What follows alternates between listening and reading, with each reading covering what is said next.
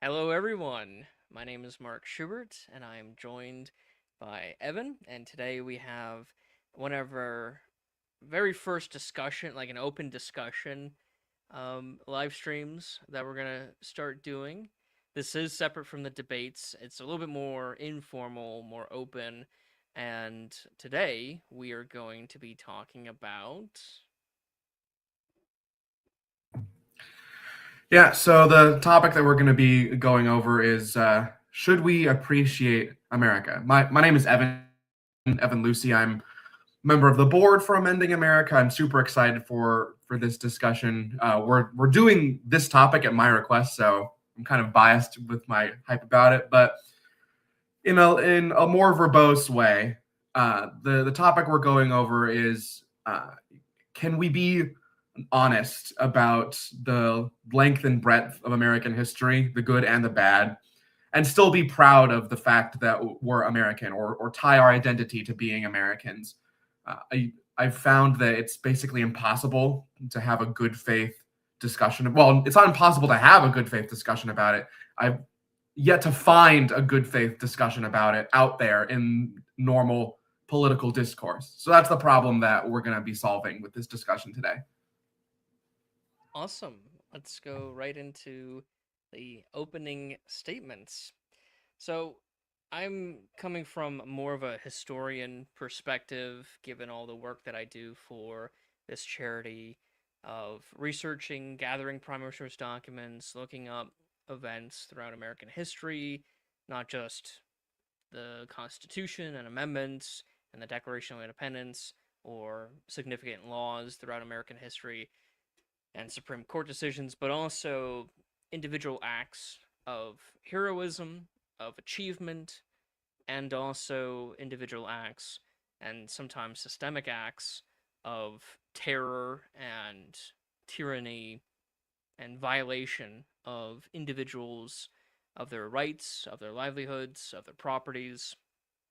And so I'm looking at this from a holistic view of the good things that America has achieved and the many bad things that Americans throughout American history have done.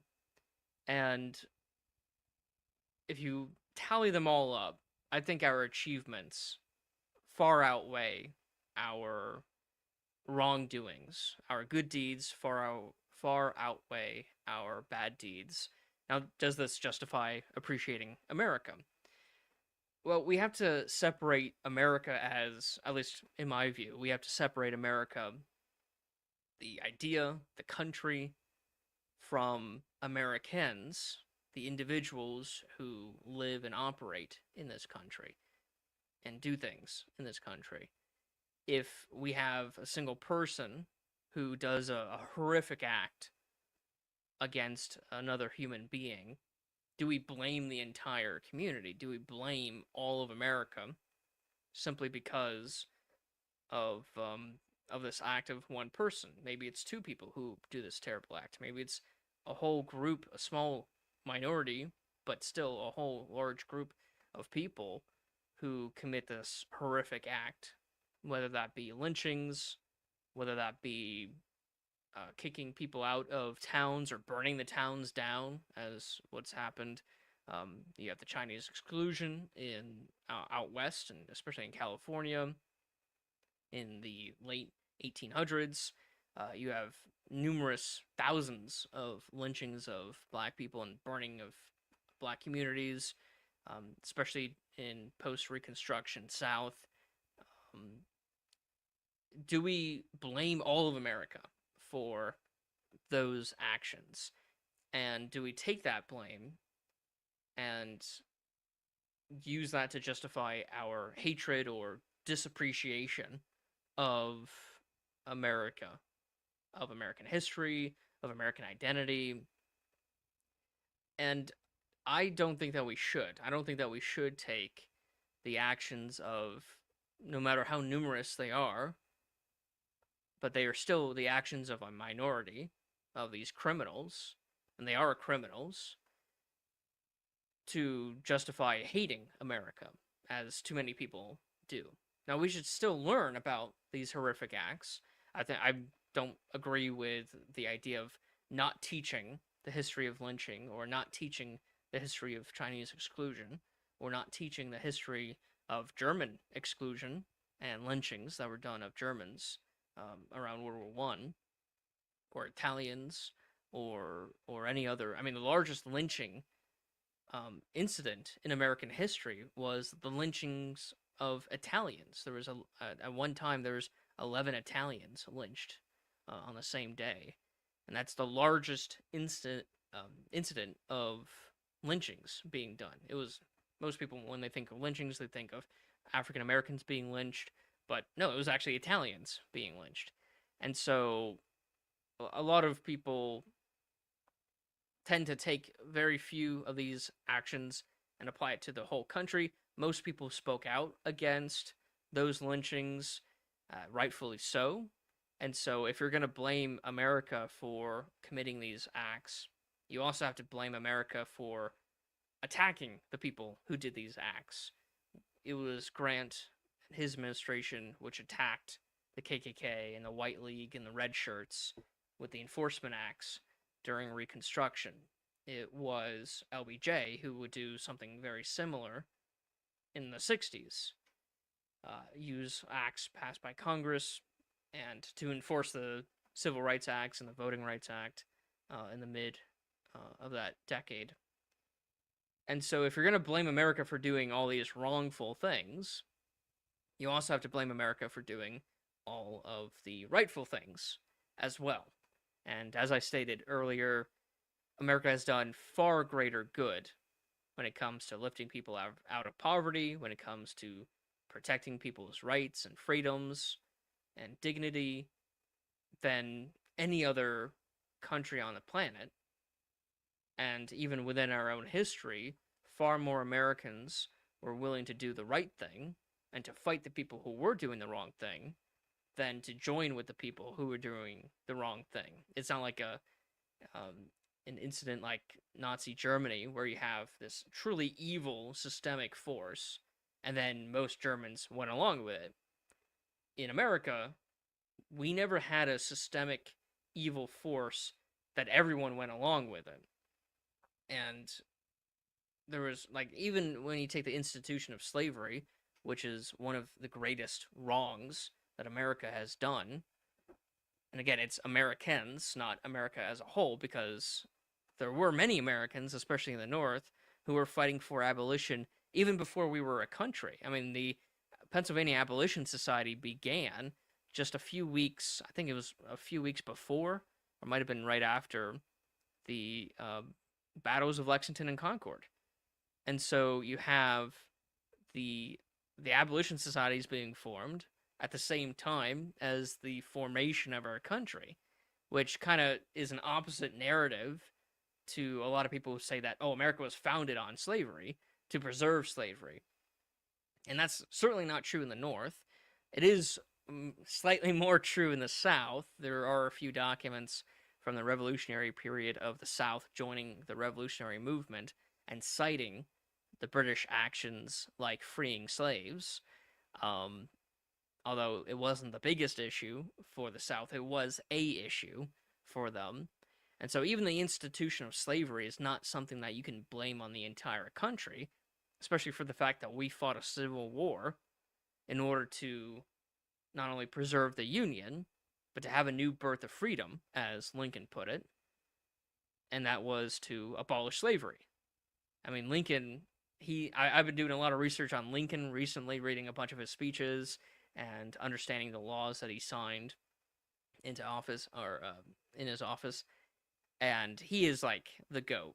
He's, to me, Washington and Lincoln are, it's a tie for like the best president. And Lincoln, he was definitely an abolitionist. I don't know why there's people out there who say that Lincoln was not an abolitionist. And he gives his argument, especially in his House Divided speech, he gives his argument that the House, that is the country, is divided. Divided on what issue? The issue is slavery. And the House, the country, cannot stand. One must conquer the other.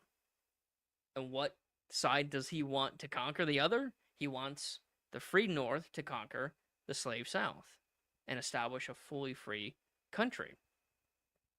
And so Lincoln was definitely an abolitionist, but he is an example of Americans fighting for what's right, fighting against the institution of slavery.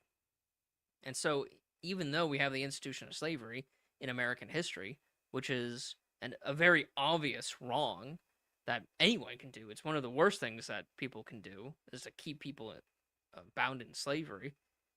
And yet, it was America who fought to abolish that institution. So, if you blame America for slavery, you also have to blame America for abolishing slavery at a tremendous cost.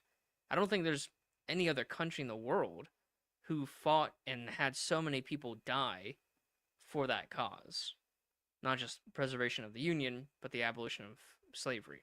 700,000 people died.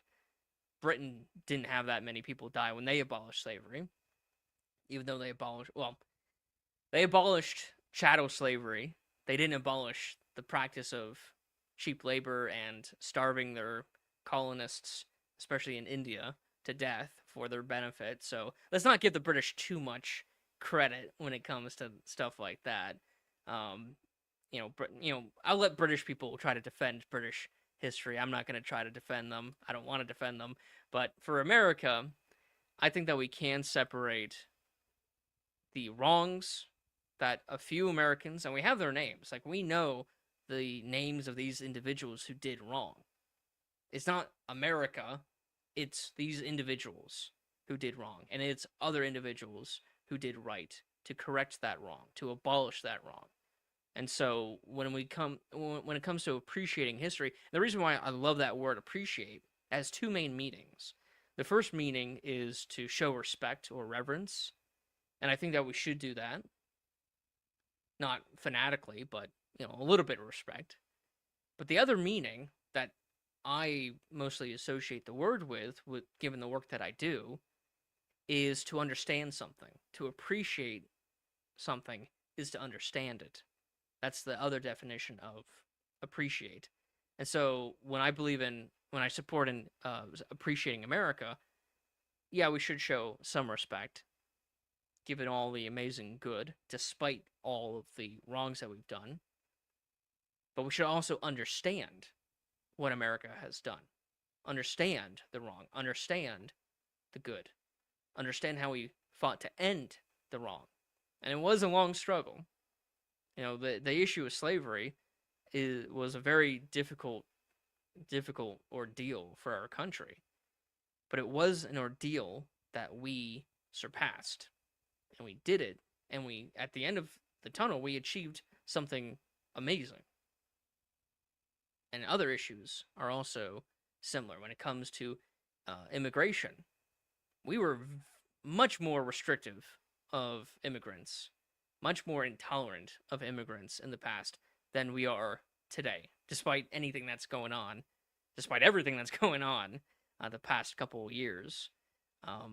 We are much more tolerant, even than most countries in the world today, but even within our own history, we are much more tolerant today than at any time before.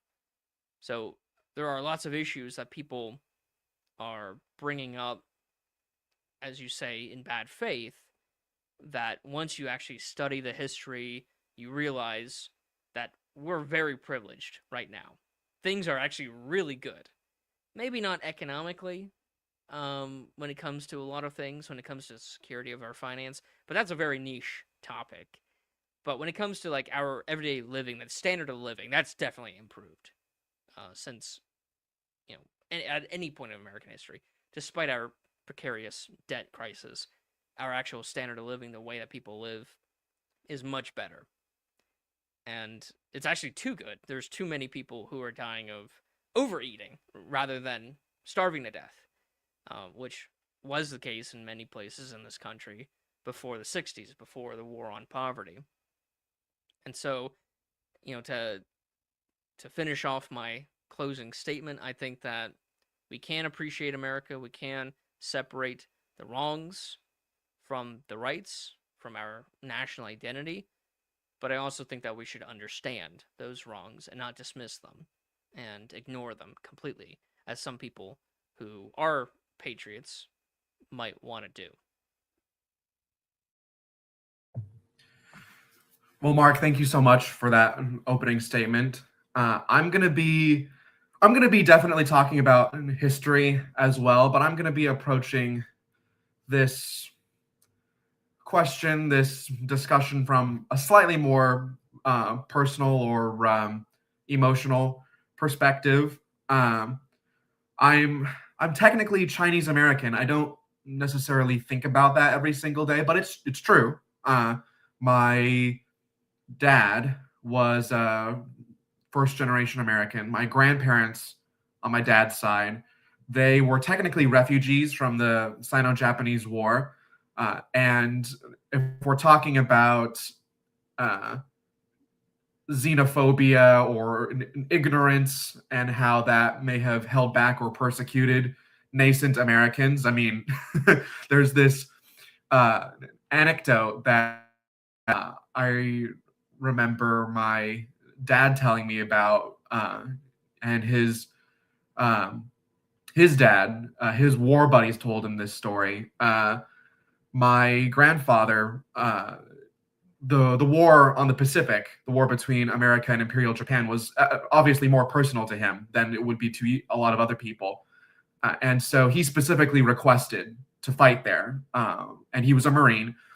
And the officer who was responsible for that decision as to where he was deployed, he basically told my grandfather, all right, fine, if you're so adamant about it, but be careful because your peers may not be able to tell the difference, basically, is what he was told. uh, and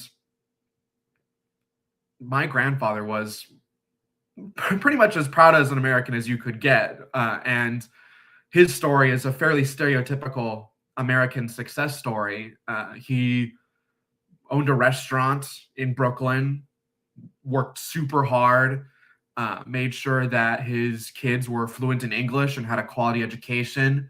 Uh, my dad grew up surrounded by intense poverty and gang violence, and then he worked his way out of that, and he was able to build not obscene wealth, but wealth, real wealth that was used to bring me up in circumstances where I had the luxury of not being surrounded by gang violence or intense poverty at all. I never even really considered those things when I was in my early years of childhood. But if we're talking about the the core of the issue, how do you be a proud American? How do you appreciate America while also not being selective about our history, while being able to have honest discussions about it? I have to say, some of the most shameful aspects of our history have produced, at least for me, the moments that we can be most proud of. The reason why I proposed to Mark us having this discussion is because it's something that I've wrestled with for several years since I was a little kid, or since I started high school. A little bit more on the personal stuff. I grew up not necessarily being actively um, shoveled historical misinformation, but I believed through nobody's fault necessarily historical myths, elements of misinformation that have sort of floated around and plagued American society for a while now. Like there was a curriculum when I was in middle school that unironically said that the Civil War was over tariffs and taxes. I grew up believing in the Asian model minority myth, stuff like that. And at the time, I was a super red-blooded, proud American. And then I had this period of severe disillusionment when, just due to me being a history nerd, I found out that those things were not true. And then I was like, well, how do we go from there? Because some of the things that we've done are pretty messed up. And the way that some of those myths have originated are pretty messed up. So how do I continue to think of myself as an American if these things are true? And And that leads back to that initial idea, that initial argument that I mentioned, that the most shameful aspects of our history have produced moments that we can be proudest of. So, Mark, you talked about some of the more founding or Reconstruction era historical events, and that's great. I'm really glad that you introduced those. For the purposes of the idea that I just introduced, I'm thinking about things that are a little bit more recent. Whenever there's a problem in America, this has been a thing through our entire history, but especially for the more recent events that I'm going to mention, if there's a problem in America, then Americans can't shut the hell up about it. I'm thinking about things like the My Lai massacre, the CIA torture program, Japanese internment, the things that were terrible and shameful about all of those things. They were exposed by people who were participating in them. So the reason why the American public knew and that journalists covered the My Lai massacre was because soldiers who who were there talked about it to the press, to the public. The CIA torture program, John Kiriakou, he found it unconscionable, so he leaked it to the press. Japanese internment. The First Lady was one of the people who was the main critic of Japanese internment. And it was victims of Japanese internment, people who were Japanese Americans who were young kids when that was a thing. They eventually continued to participate in the American system and were instrumental in preventing similar policy discussions. Like in the wake of 9/11, there were ideas floating around in Washington to do essentially Arab internment or Muslim internment. And it was Japanese Americans who are at the tip of the spear going, no, that's stupid. And we can tell you better than anybody else pretty much why that's not going to work or accomplish anything meaningful. So that's how I grew to think about it. That's how I approach appreciating America while also being honest about things that we've done in the past. Or, the Civil War. Mark, you touched on Lincoln being an abolitionist. His original opinion was well-intentioned, but not what I would consider a good solution. For those who don't know, Lincoln's initial perception on abolition was essentially that slaves should be freed and then deported to colonies in Africa. And that was sort of, I guess, your moderate or left-leaning moderate position on slavery in the 1850s and 60s, with the hardcore full abolition and full enfranchisement of Black Americans being the radical position for a while in the United States. And originally, that's what Lincoln thought. He thought that full abolition and the enfranchising of African Americans he didn't agree with that. But then he had very detailed and lengthy correspondences with Frederick Douglass on the issue, and then he changed his mind. I don't think enough people talk about that Lincoln was amenable to being reformed morally and intellectually by someone who knew more and could speak more to the horrors of slavery and the necessity of African Americans to participate in reconciliation. And then he changed his mind on that. And that we need more of that. That's based, to use the term. I could think of few things more based than something like that. And that is what I would consider extremely American. And then just to round out my opening statement, so that's how I personally can appreciate America while also being honest and not being afraid to be ashamed of certain elements of our history. But now I want to go a step further than that and go, well, you can both be ashamed of specific American historical events and proud to be an American, yes. I would go even further than that and say that to be ashamed of things like that, uh, that's almost necessary to be a proud American.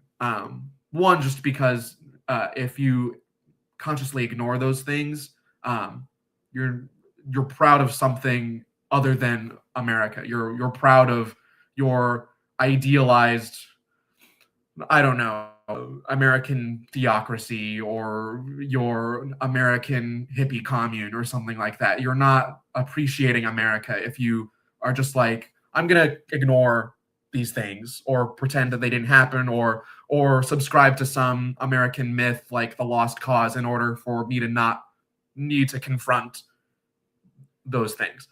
Um, but two, like I mentioned with Japanese internment, if we are able to talk about these things in an honest, good faith manner, then in a way we're implicitly committing to helping prevent those things if they're at risk of happening again in the future.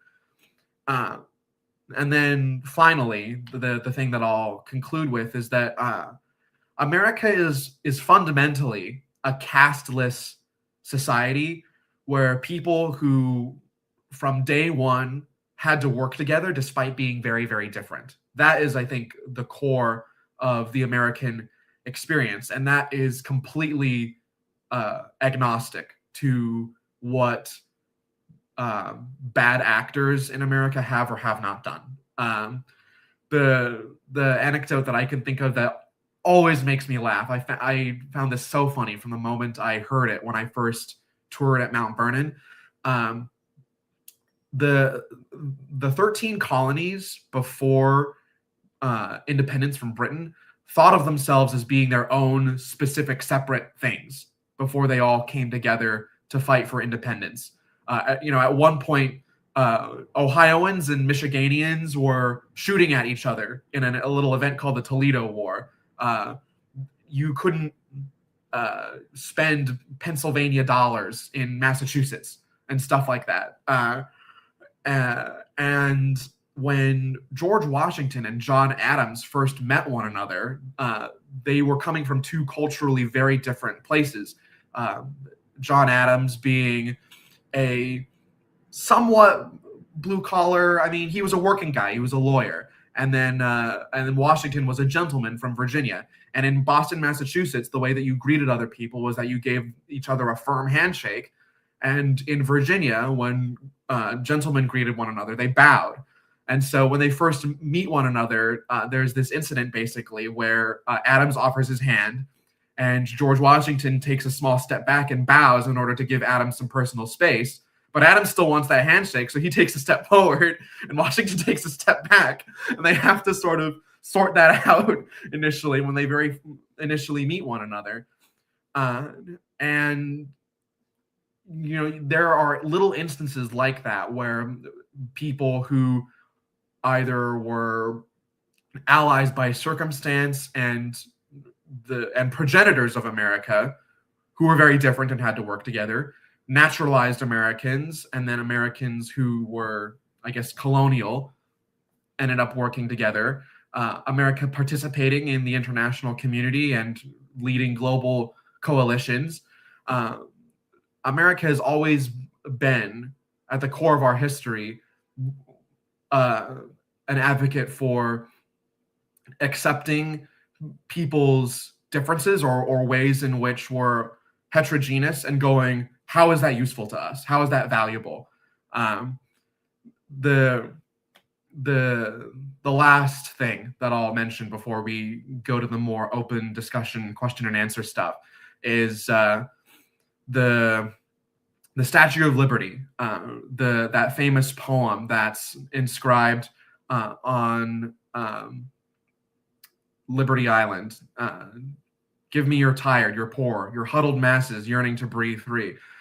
Those words are etched in stone, and those words greeted future Americans, immigrants, long before somebody like Nick Fuentes or other radical nativists. Those words greeted American immigrants long before Nick Fuentes' parents were even born. So uh, that's that's pretty much all you need in terms of how America has embraced uh, people who are not alike, and how those people have been able to work together, uh, and at times against one another for ultimate common goods, and how there's been a continuous through line throughout our history of uh, acts of tremendous risk, honesty, and heroism in order to create the nation that we know and live in today.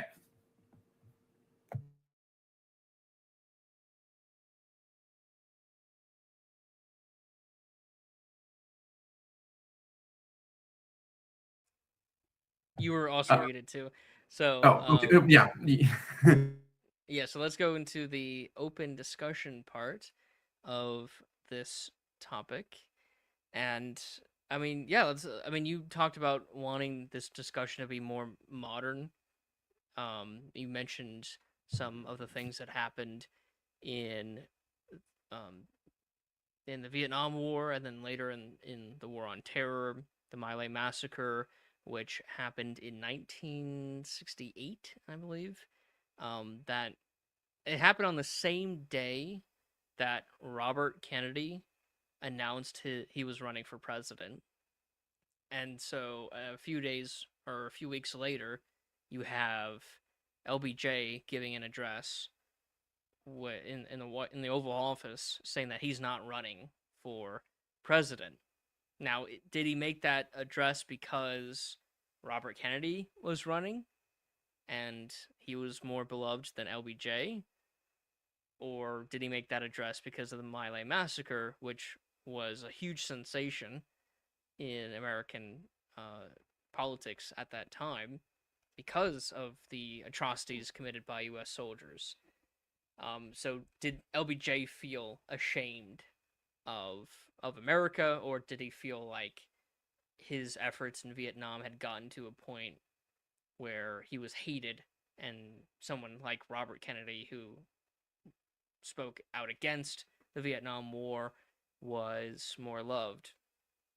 And so, does shame like that check America's pride? And I think, I mean, you mentioned this kind of where it's like these shameful actions help us prevent help us prevent this unhealthy fanaticism of pride.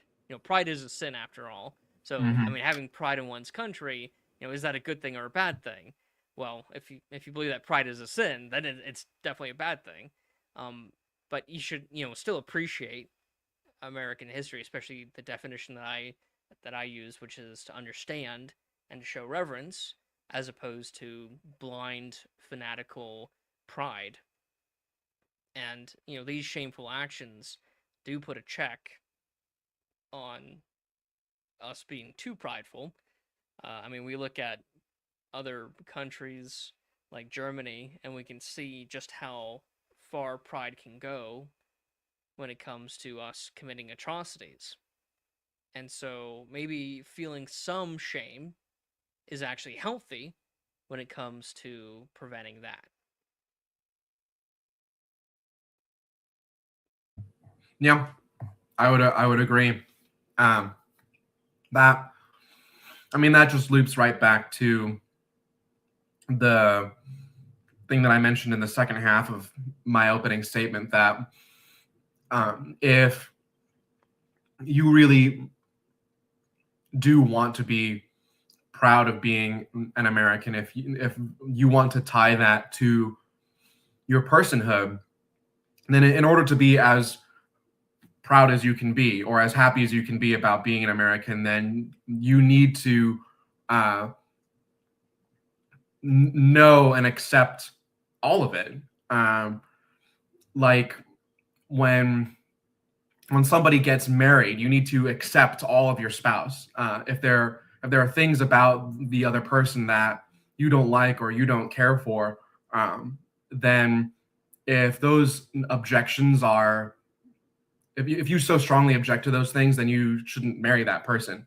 Um, So the if if you really want to accept and tie yourself to America as your identity as a person, um, then you have to go, okay, well, what is America at its worst, and can I still accept that? And that was the work that I needed to do. Um, and even if you don't think of yourself as being an American every day, if you think your primary loyalties are more communal, like to your spouse or your kids or your church or your neighbors or things like that. That's also very American. It was due to more local bonds like that uh, that America itself became a nation in the first place.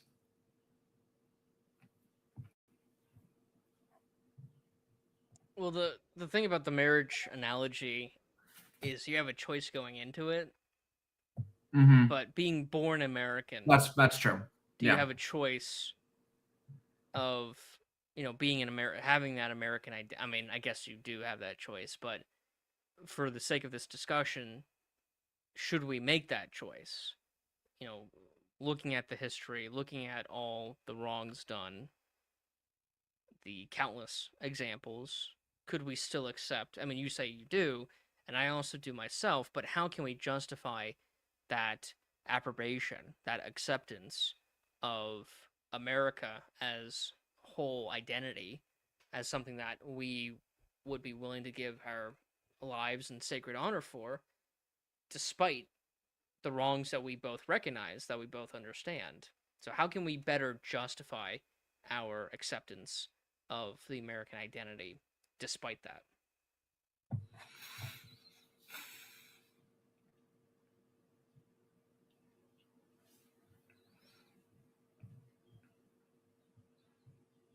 Because I think that we do need to justify it. We have to be able to argue Yeah. that justification. We can't just say, "Oh, yep, I accept it," and all these wrong things. Sure, we can go along with it.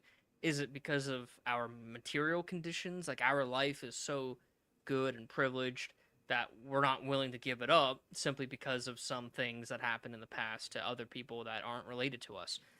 Like, is it a material thing? Are we, uh, dedicated to America simply because we get all the benefits and we don't really get any of that residual wrongdoings? Like, what happened to Germans during World War I has no effect on me, even though I have some German heritage. What was done to Chinese laborers uh, during Reconstruction and post Reconstruction has no real effect on you because your Chinese ancestors didn't come over here yet. They came over here when the United States was fighting with China against the Japanese, and supporting China. And so, it's easy for you and I, or I should say, it's easier for you and I personally to accept America's wrongdoings because they don't directly impact us, Hmm. but someone who had an ancestor or someone I who see. who Yeah, I see what you're getting is at. is someone who is directly impacted, like say a Muslim post 9/11 was harassed by law enforcement or by fellow Americans. How can we justify to them that America, the identity of America and American history and appreciation for America, should still be accepted? Yeah, that's a great question, and it highlights a I don't know, I guess a blind spot because of this discussion specifically, this discussion between me and then you, because we that's not our lived experience, so we're gonna have a limited capacity to speak into it.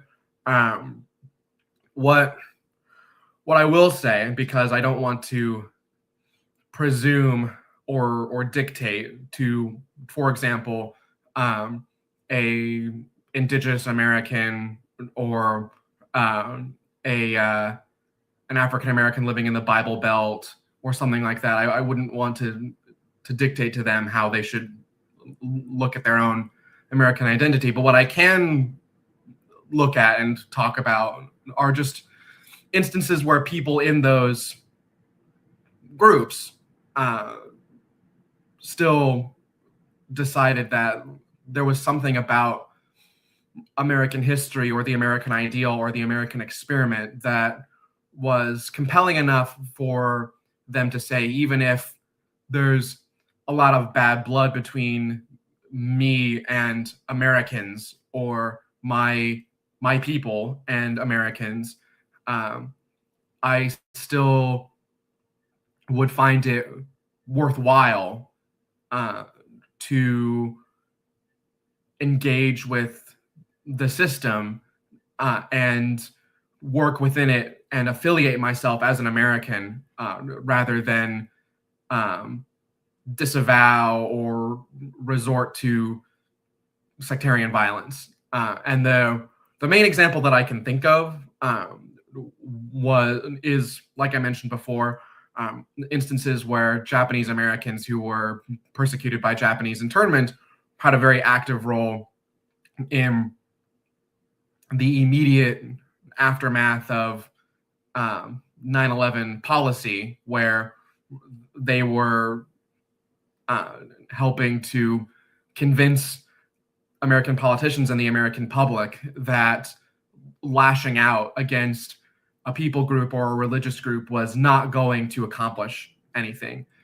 Or the more prolific example, I guess, that you could think of is how there was this explosion in Black educational institutions or Black civil institutions in the immediate wake of the Civil War, where if John Brown, for example, had gotten his way and his raid on Harper's Ferry had succeeded, then he would essentially have turned the Appalachians into an American Afghanistan, where there would have been a free abolitionist commune, or maybe not, maybe commune is not the right word, but a freeman community uh, existing outside of the typical system would be able to resist in far proportion of their numbers any attempt from either the North or the South or anybody to come in and reapprehend um, African Americans and re-enslave them.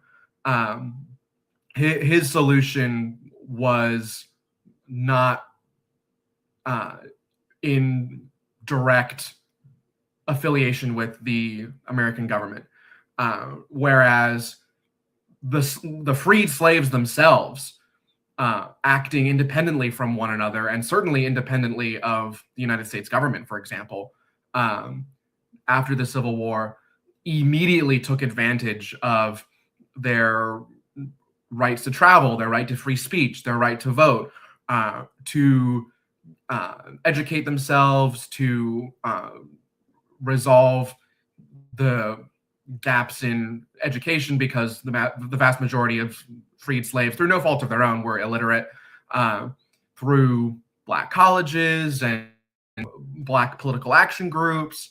Uh, there are many, many, many instances that you could point to where uh, people who were directly affected within their generation by shameful actions in American history still made the call that they wanted to participate in the system and consider themselves Americans, and that was their best path towards being a prosperous group that could exist among the continental melting pot, I guess, is my answer to that question. So you brought up an example of Americans who had a heritage being attacked, and then they took that experience and applied it to protect other people. Mm-hmm. For the most part, this has been true for America.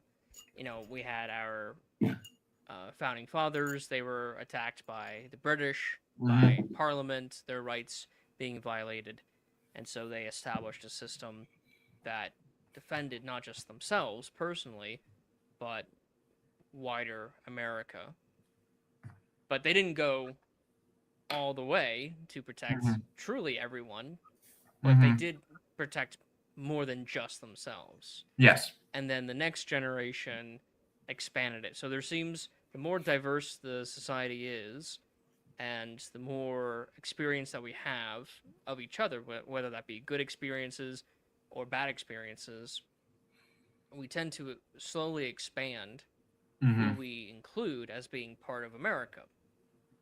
Black people were not considered Americans based on the Dred Scott Hmm. decision in 57, 1857, not 1957, um, despite there being a huge backlash of not just the abolitionists, but people who are more radical than the abolitionists. Even someone like Abraham Lincoln spoke out against the Dred Scott decision. He spoke out against the part where slavery was allowed in federal territories, that fugitive slaves had to be returned, and that the North had to force them. The Supreme Court decision forced the North to enforce the fugitive slave law, which the North was not enforcing. And Lincoln spoke out against this. And another thing is that in the Dred Scott decision, Chief Justice Taney said that black people were not U.S. citizens and could not be U.S. citizens, and therefore had no rights that white Americans had to respect. And Abraham Lincoln spoke out against this.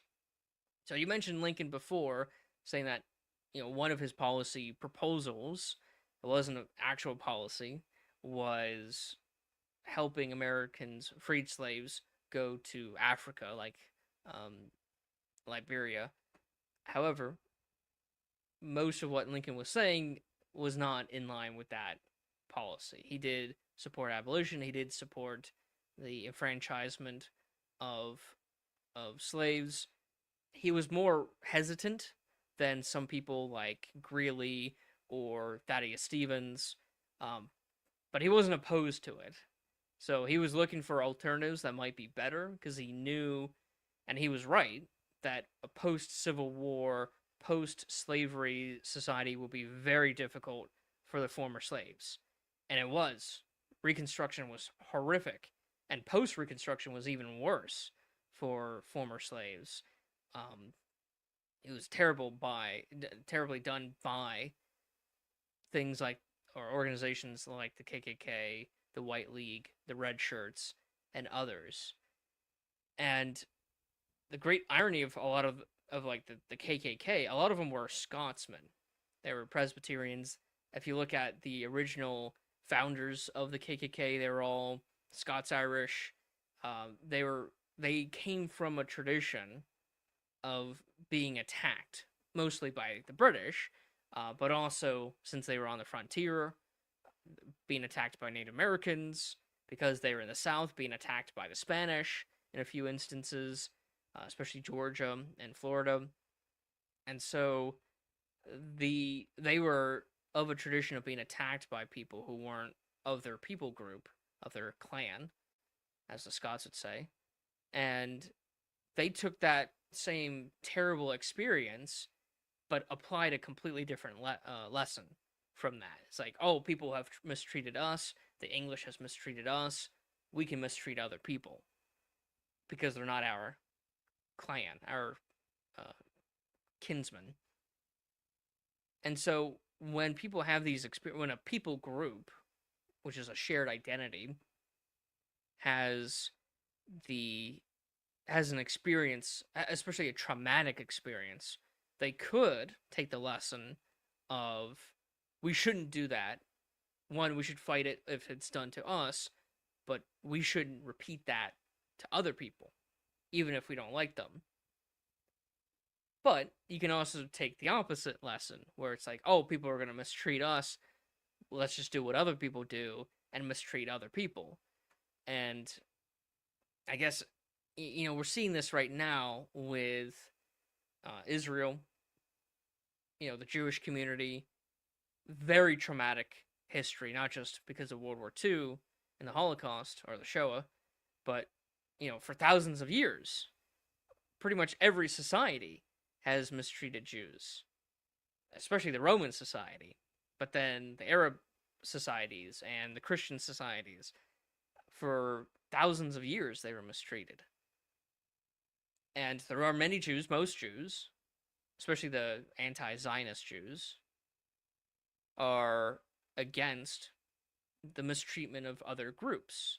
It was the Jewish community who started groups like the ADL or um, or other legal organizations to help fight hate crimes. But then you have a Jewish identity of Israel, of Zionism, who are committing acts of terror, whether or not it's by definition a genocide. That's up for debate. I'm not going to get into that now, but I'm just bringing that as an example. Germans are another example. They had a perceived mistreatment from the Versailles Treaty, from the English, from the French, from the Polish, from Jews. And then instead of fighting for getting rid of that mistreatment, they simply applied that mistreatment onto people that they didn't like.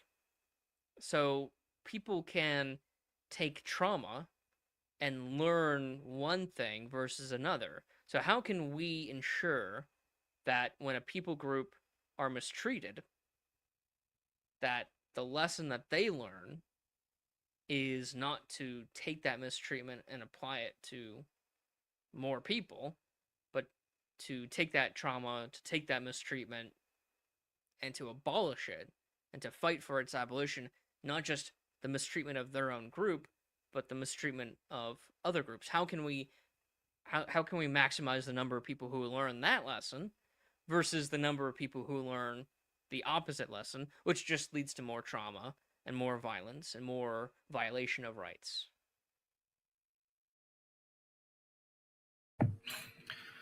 Yeah. So essentially, your question is, how can we teach American people groups to not perpetuate a cycle of violence or a cycle of um, mistreatment?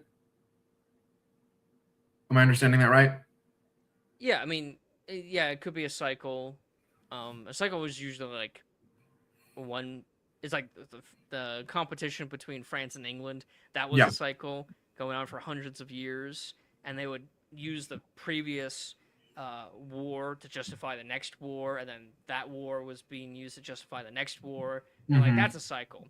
Yeah. But for my example, it's like for the Israelis. The Israelis were not. They don't have a history of being mistreated by the Palestinians for Hmm. thousands of years. They a lot of the Yeah. people groups that treated the Jewish community are no longer around. The Romans are no longer around. Hmm. Nazi Germany is no longer around. But they're applying that trauma against a different people group. So it's not exactly the same as a cycle. It's a wrong lesson being learned and then applied to a different group, and then like spreading out. Because now many Palestinian, not many, some Palestinians are using the trauma from the Israelis attacking them to justify committing acts of terror against the Israelis. So Hmm. now that has become its own cycle where, since 1948, Israel and Palestine. Hmm. Um, but before then, the Jewish community were not being attacked by the Palestinians. So it's like it can lead to a cycle where one group is fighting another group back and forth, or it could Hmm. just be a new group being traumatized. Hmm. Yeah. Well, the short answer is that cycles like that tend to be broken through people gaining self-awareness usually through historical education. Um, Unfortunately, I don't know if what I'm thinking of gives a pathway to an exact blueprint, a pathway, but it is a organic example of how cycles like that have grown less and less severe to the point of them really not being that notable or obscure. How that just sort of happened on its own, and the main example I could think of is here in New York, which is where I'm based. The there's a joke among New Yorkers, or at least New Yorkers who have understood or grown to understand the city's history. Every new group who has come here has wanted to be the last, and has then passed on their resentment or their disgruntledness to the next group.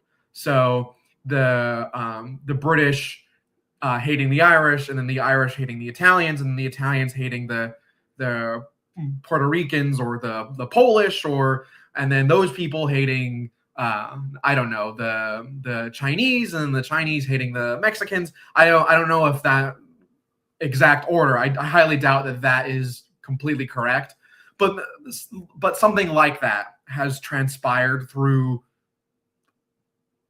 since there's been a New York, pretty much. There's been a story like that. Uh, and each time there was a new people group added to that stack, uh, everybody collectively, one, had to live together in the same city, or sometimes, in the case of industrialization, had to live in the same apartment block or tenement building, whether they liked it or not. That was the situation, first of all. And second of all, they all had to eat together, or they were all constantly exposed to the other's food.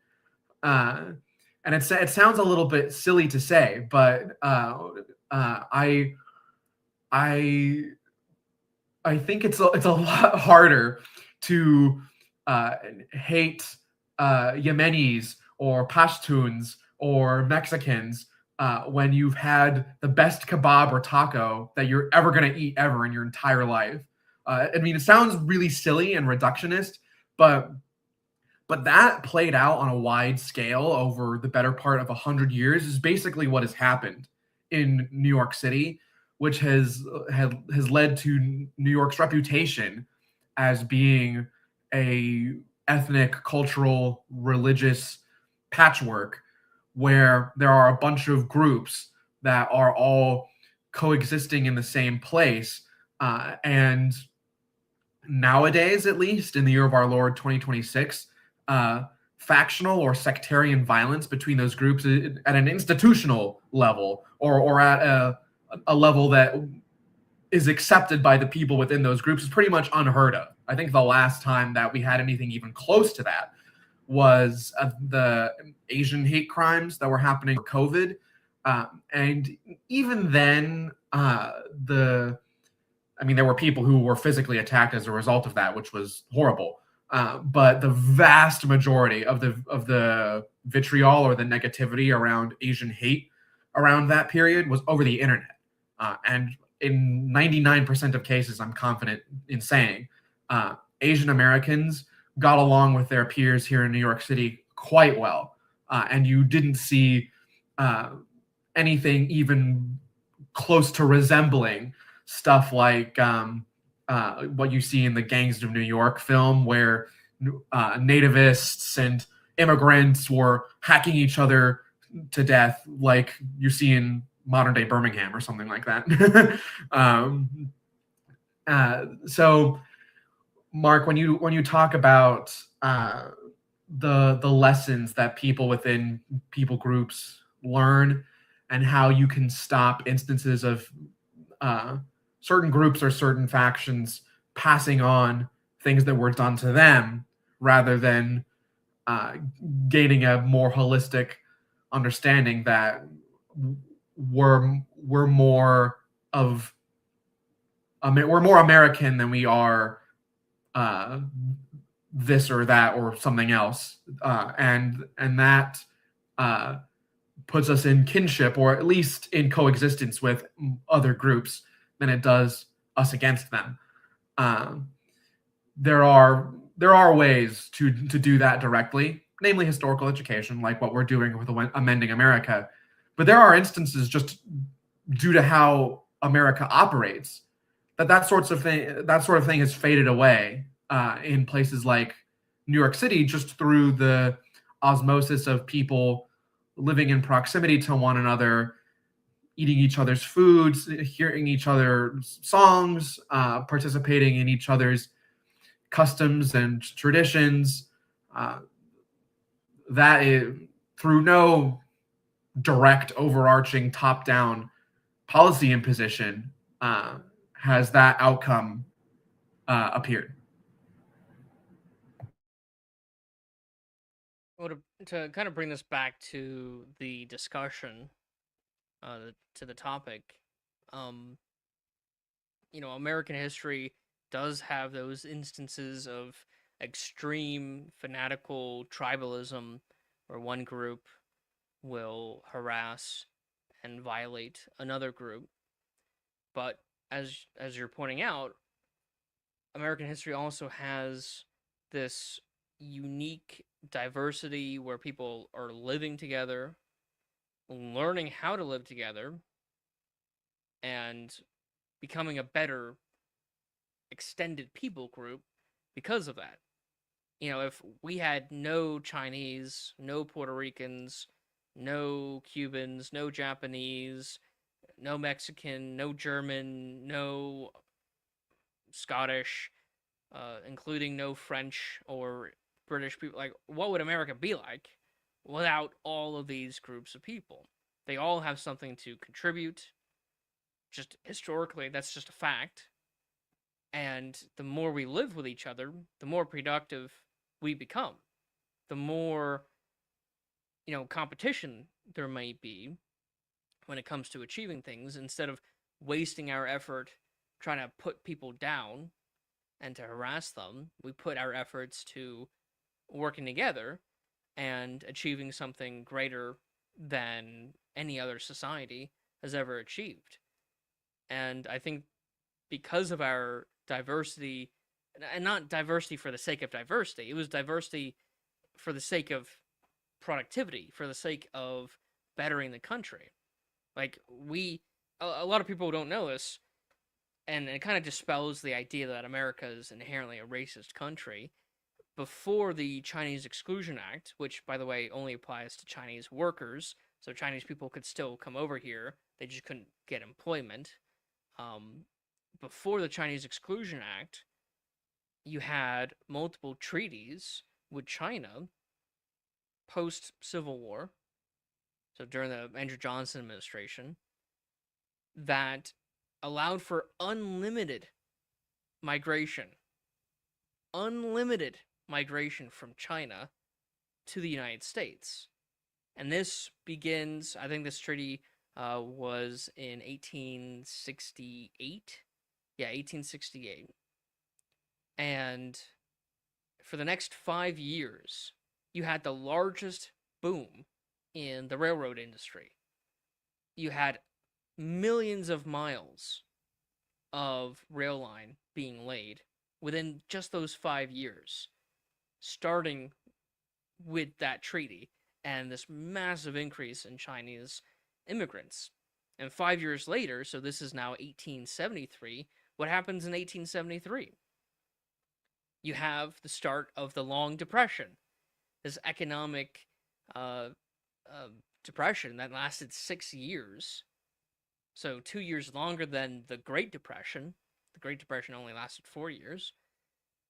The 6 year long depression, starting the second term of the Grant administration, where people start to turn on the Chinese immigrants, because a lot of the main cause of the long depression was over speculation in the rail line industry, which of course the Chinese workers played a huge part in working and contributing their labor to build all this rail line. So it wasn't the Chinese laborers' fault for the speculation. They were just providing the labor. It was, ironically, the white people who were doing the speculating. And then when their speculation was bust, they had to have a scapegoat, and so they blamed it on the Chinese. And it's only after the Long Depression that you have the Chinese Exclusion Act, which again only applies to Chinese workers. So Chinese people could still come over here, they just couldn't get a job. So this really only meant that rich Chinese people who weren't coming over here for a job could still come over here.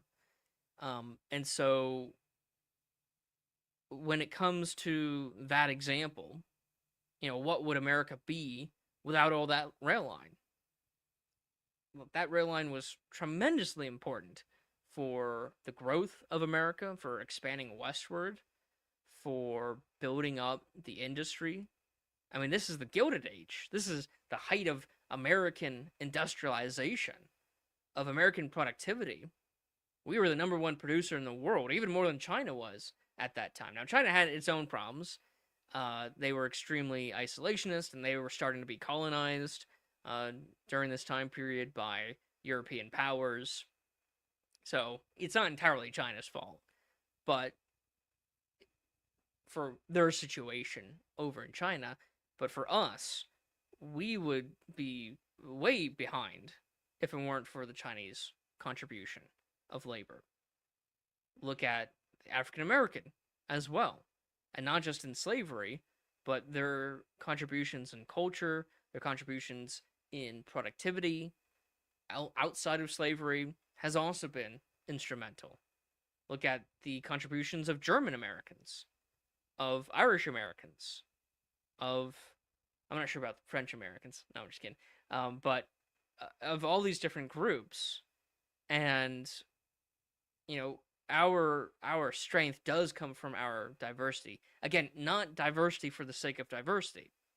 I'm against this forced diversity.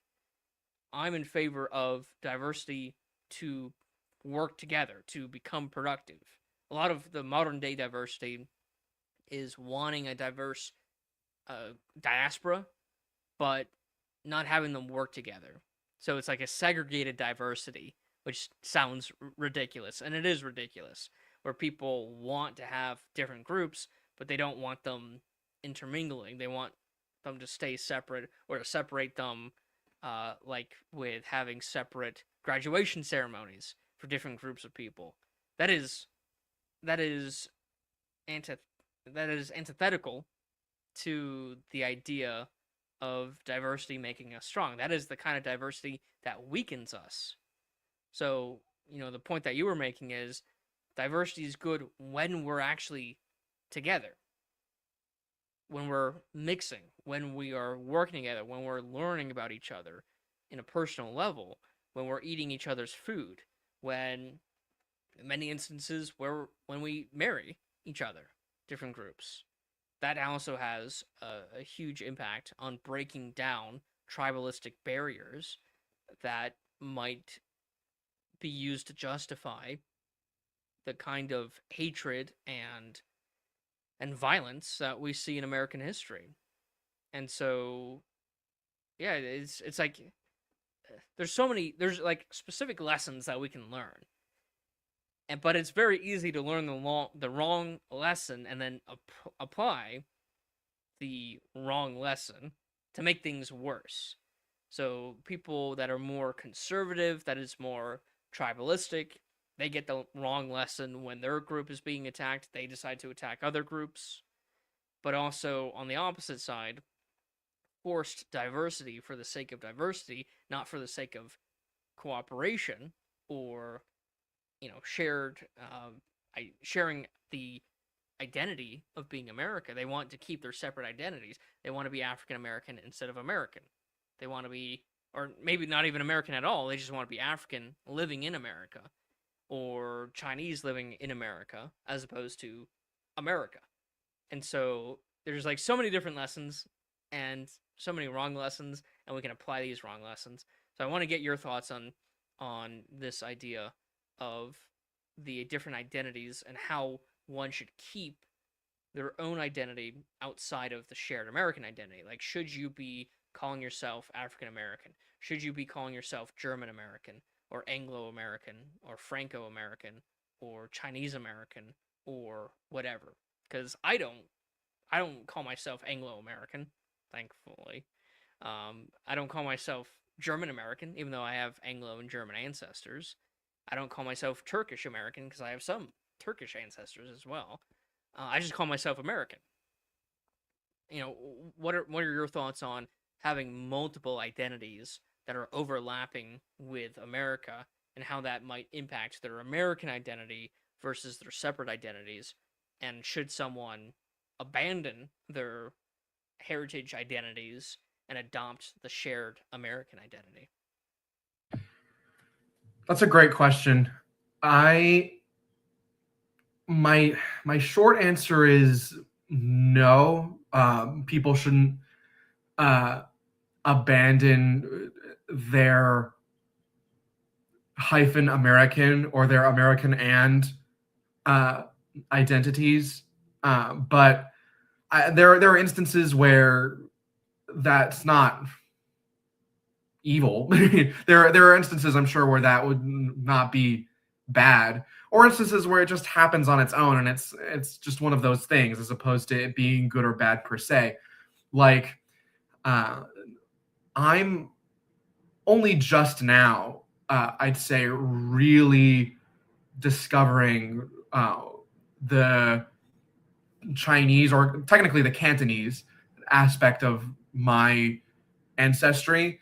I always knew that I was half Chinese, and I always knew about my grandparents, how they came here, where they came from. Um, we still, my family still has that house that they lived in Brooklyn, um, and or it's in the family rather. But things like, I don't know, the village where they grew up, or the songs they sang, or the food they ate, things like that. I'm only, I'd say, just now really starting to study and understand on my own initiative. There are aspects of that have been diluted and lost over the generations. Like uh, obviously, my grandparents, when they came here to the States, they spoke Cantonese. That they were non-native English speakers. And then my dad, he grew up speaking Cantonese at home, and then English outside of the home. And when he became an adult, he didn't lose it, but he was not nearly as confident in his ability to speak Cantonese. He could understand Cantonese fluently, but he stopped effectively being a speaker of it by the time he was an adult. And I can't speak a lick of Cantonese. I can speak a little bit of Mandarin, and that's it. So elements of someone's hyphen American or American and identity, I think, are just lost unless you really, really fight to hang on to it. They just get lost over time. But more broadly speaking, more directly addressing the spirit of your question, um, I would say that when we both talk about diversity being America's strength, diversity being diversity of opinion, diversity of knowledge, diversity of expertise, as opposed to statistically, we want all the colors to be in proportion to one another, which I think is, one, impossible, and two, a little bit silly and cosmetic. But true diversity, America, 100%, just objectively speaking, derives strength from that, which we've mentioned multiple times in this discussion. But that comes from it being heterogeneous. And you have this weird sort of globalism paradox, or this metropolitanism paradox, where if someone stops being anything else other than American, we get more homogenous. And the sorts of differences or ethnic expression or national expression that you get from different cultures in different countries, if that starts to disappear and you get this sort of imperceptible globalist soup where you can't quite tell what is American versus Mexican versus Chinese versus uh, African versus et cetera, et cetera, et cetera, then is it really still unique? Are you really still gathering strength from that necessarily, or is it just now that everything is all sort of coalesced together and is not separable anymore? I don't know. I think that that's a larger discussion, but I would say broadly speaking that uh, the strength of uh, someone who, when their bloodline first came to America, it was from China. Someone else, where the first ancestor in their bloodline came to America from Mexico or from Eastern Europe or from South America or from Europe or from anywhere. Uh, all of those different people, having been shaped differently by those things, being able to come together and lend their unique perspectives and uh, proclivities to do something greater than the sum of its parts. In order to do that, I think you necessarily have to have extra American identities. Um, and then in some cases, it might arguably be necessary. Like for example, in the case of African Americans, especially African Americans who are 100% the descendants of slaves, um, because the African diaspora was rendered homogenous because there was no discrimination between someone being um, from the Congo versus someone being Kenyan versus someone being Ethiopian or anything else. All of those flavors of African blended together as a result of slavery. And so, necessarily, I guess, for somebody like that, they would have to be African American because they're deriving their culture from something very specific.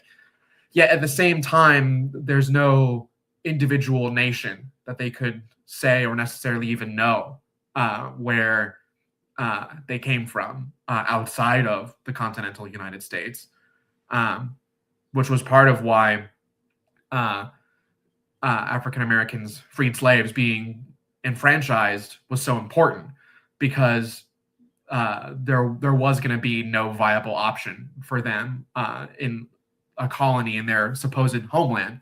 Um, Slaves really had no choice but to think of themselves as American because that was the lot that they were dealt, uh, and uh, and so they became Americans in the uh, immediate and long term aftermath of the Civil War. So those are my musings. Those are my answers to your question. So there's some disagreement, which is going to make this discussion a little bit spicy. But I do think that people should, over time, not abandon in the sense of I mean, for me, I don't share or appreciate that it is to know and to revere my Anglo ancestors that came over here in Yeah. 1630. I have very little, if you know anything about me, I have very little love for England, despite my ancestors coming from England. I mean, my argument is my ancestors fled England. They left England. They were being persecuted in England. They didn't want to be in that society, and so, because it was at that time a bad society to be in, you could thank Charles the for that. And and so, I don't really have that much love for England. I will never call myself an Anglo American, even though I have Anglo heritage very far back. I just don't have that love. The same thing with my Turkish ancestors. I have no connection with Turkey. I don't want to have any connection with Turkey. And my German ancestors, especially, they came here before World War I, so everything's kosher.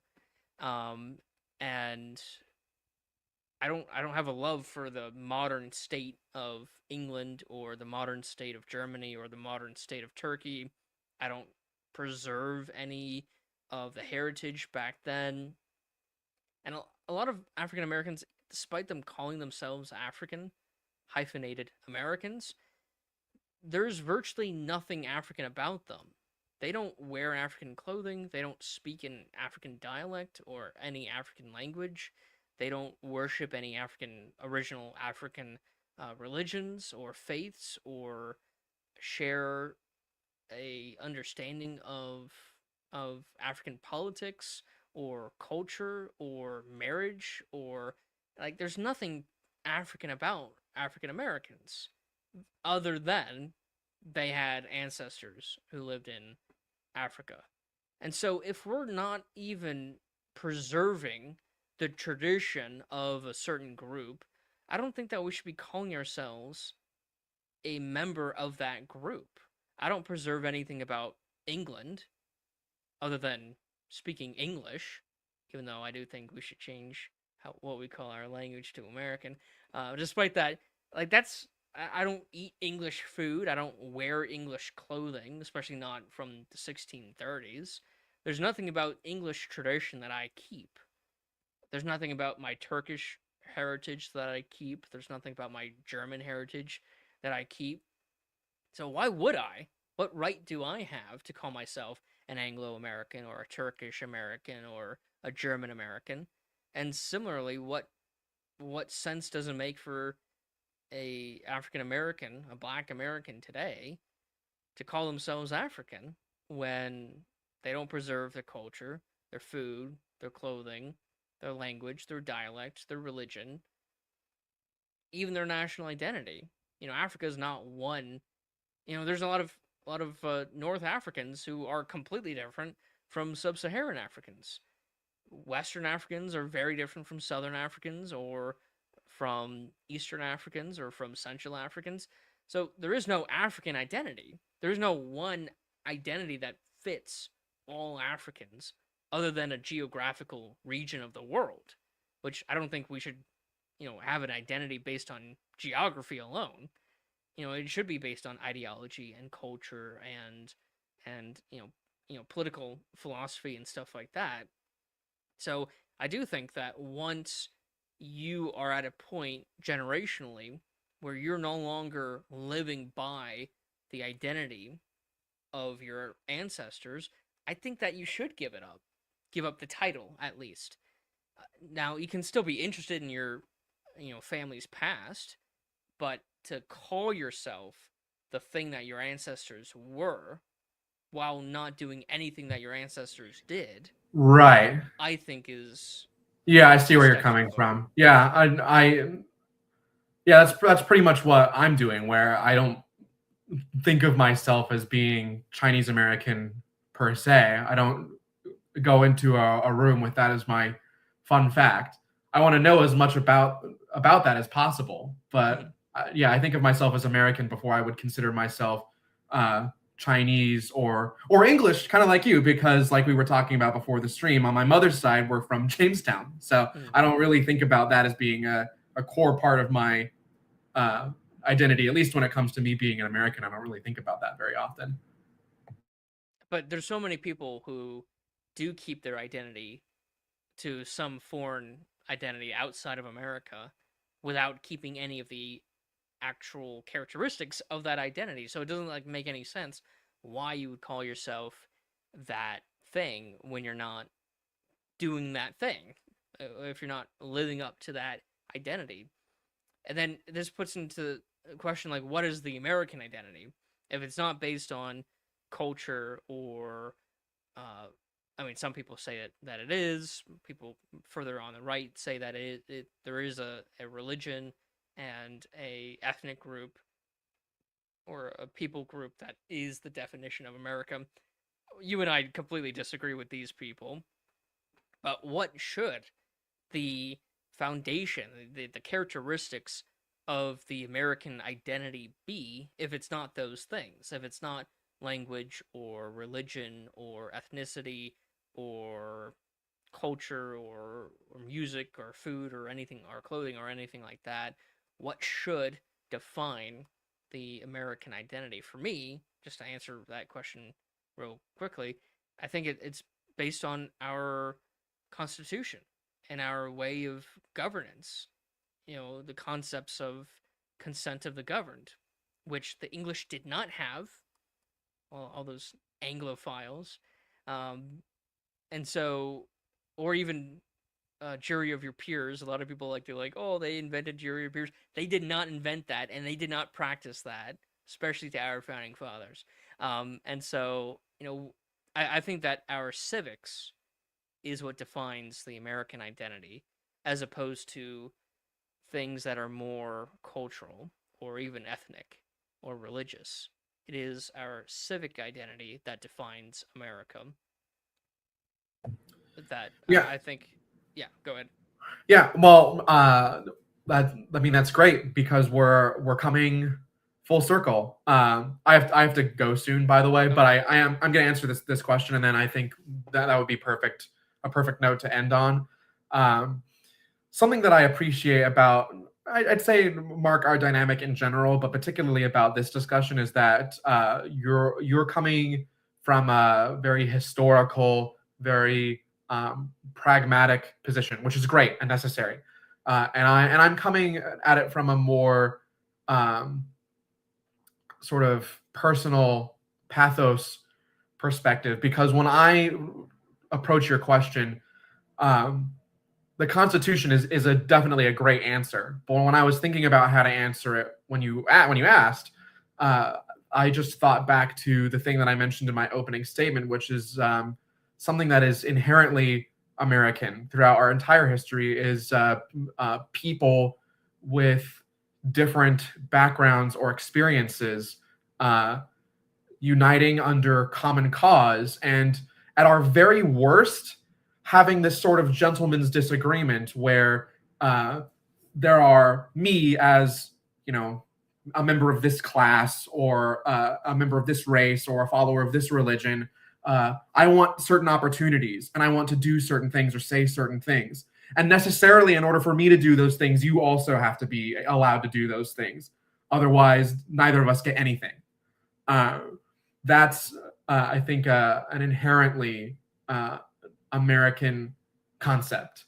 Uh, that's what I think of what it means to be an American, uh, even if we don't have a more rooted, homogenous uh, origin like the empires of antiquity, or uh, a more uh, or an older nation, frankly, like Britain, or like China, or a lot of other places in the world where there's a lot more of a contiguous uh, civilizational narrative. Uh, Here in America, we don't really have that one because, in the grand scheme of things, we're a younger country, turning 250 this July. Uh, but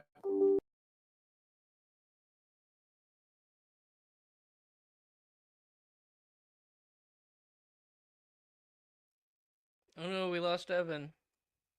Oh well. Uh, he did have to go. So let's see if he's gonna come back. Oh no! Right at the end, during his closing statements. Oh man. All right. Well, if you have watched this live stream, I thank you for being here, and I hope that you will join us in the next live stream and actually participate. You can ask questions, and we'll be happy to answer um, on the live stream itself. And so, if you have questions about history, specifically American history or civics, feel free to ask us. If you would like to, I'm back. here's Evan. He's my back. my laptop died. Oh, Yeah, okay. but anyway, yeah, the uh, what it means to be American is to understand that you have incredible opportunities, and in order to enjoy those opportunities, and in order to exercise your will upon your community and the people around you in order to not be bound by uh, uh, apartheid or a state religion or by a caste system. In order to be free of all those things, other people who are not like you also are free of those things. That's my answer. Excellent. And yeah, I do agree that the right that is being applied to one person should be applied to other people as well. Because if you have a privileged group, that is to say, a group that has more rights, legally or even informally, than another group, you're going to build resentment and you're going to encourage that group to not want to assimilate into broader America. This is why the Jews never really assimilated into Rome. They always lived in the Jewish ghetto within the city of Rome because the Roman society didn't accept them, despite the Roman society practicing syncretism with literally every other religion and culture. Now, the Jewish religion and culture were different because it was monotheistic and they rejected um, all the other gods that the Romans were willing to accept. The Romans accepted foreign gods, um, but that led to culture of the Jewish community maintaining their culture and not ever assimilating into broader Roman society when the Jews were being persecuted all throughout the Middle Ages into more modern times. They maintained a strong Jewish identity because they weren't accepted anywhere else. And so if in America we want to have different groups assimilate into our society, we can't have favoritism for one group over another. We need equal rights for everyone. And so that's going to be my closing statement. And then, as I was saying in the outro before you got back on, um, that we're going to be holding more of these live streams, and it's not just going to be discussions. We're also going to be doing monthly debates. And if anyone else would like to debate us, whether that be Evan or myself, then feel free. We accept topics on history or civics or anything relating to that. I prefer the history discussions. Um, I always debate people in like the comment section of YouTube videos of like the cause of the Civil War and stuff like that. And I'd like to have more formal debate format than just the comments section of YouTube videos. And so I'm more than willing to have these debates with other people as well. So if you're in the live stream and you want to ask questions, feel free to do that. And we'll happy to answer them during the live stream. Or if you want to debate or have a discussion, we're also available to do that as well. We are a 501c3, an educational nonprofit, and it's called Amending America, Ltd. And our website is called Tarpeia. And so I'm going to put a banner on real quick. If you want to go to our website, www.tarpeia.us, then you can feel free to do that and check out our resources. We make online resources regarding American history. We have this massive compendium in the format of a interactive timeline. And starting next live stream, when I talk about this, I'm actually going to show the website and to show the timeline. So it's not just me talking about it, but it's an interactive timeline of primary source documents and events throughout all of American history from 1492 all the way till today. Like what happened in the news like 2 days ago with King George, or not King George, King Charles the Third, not King George the Third. I got America 250 on my mind. But King Charles the Third giving a speech to Congress. I'm going to be adding that video onto the timeline today. And so I'm trying to keep up with like what's going on in the news because there's a lot of historical things going on. I wish I wasn't living in a historical moment right now, but I'm also doing research on the past in the sense of the history of being long ago, and not what's going on right now. And so if you like the work that we're doing on our website and you want to support our charity, you can always donate either on our website, or you can reach out to me if you have a larger donation that you want to give, not through a website but actual, like a check to our charity. We can handle all the formalities with that outside of the website. And so thank you for listening. We've had a decent number of people who were at least entered the live stream. We haven't had any commenters yet, which is kind of sad. But hopefully the next live stream will have a wider audience. And so yeah, I'm excited for the next live stream we do. We're going to be doing a debate, and between Evan and I in a couple weeks. And so this is going to be our monthly debates that we do.